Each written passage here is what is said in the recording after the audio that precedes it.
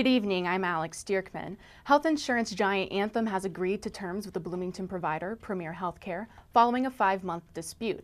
The deal specifics are shrouded in secrecy because of confidentiality agreements between the two companies, but Anthem released a statement saying the contract takes effect immediately and asserting the company wanted to control the rising cost of healthcare.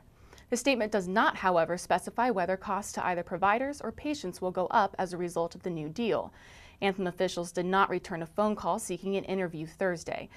Indiana University spokesman Mark Land says he'd heard concerns from IU employees, about 7,700 of whom had relationships with Premier. But the school largely tried to stay out of the spat between the two companies.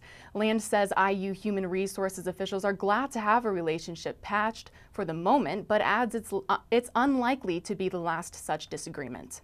These things aren't unheard of. You know, this year it happened to be Premier and Anthem. It's been other providers and insurance companies in the past, and it's the nature of that relationship.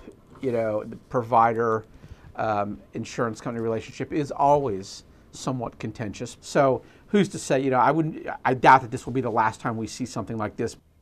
Premier Healthcare President Wes Ratliff, reached by phone Thursday, also declined to offer any specifics of the agreement, including refusing to say whether Premier's earlier demand to be released from Anthem's standard provider contract was granted. And though a bill specifically created to establish a new court for Owen County never got a hearing, the county should still get a second judge next year. Instead of Representative Bob Heaton's bill passing, a Senate bill created new courts for Owen, Hendricks, and Hamilton counties has been passed by both houses of the Indiana General Assembly. Owen County's courthouse has had just a single judge for all of its more than 100 years of existence, but county officials had complained in recent years of wait times exceeding 12 months to hear some cases.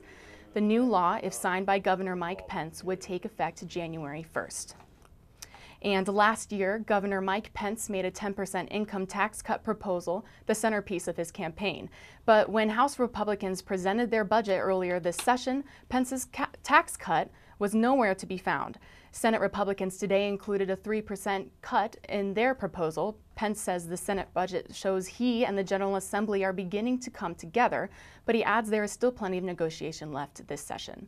Senate President David Long says their tax cut totals around $500 million a year in tax relief, which is roughly equal to Pence's proposed cut. The proposed budget passed the Appropriations Committee along party lines and now heads to the Senate floor.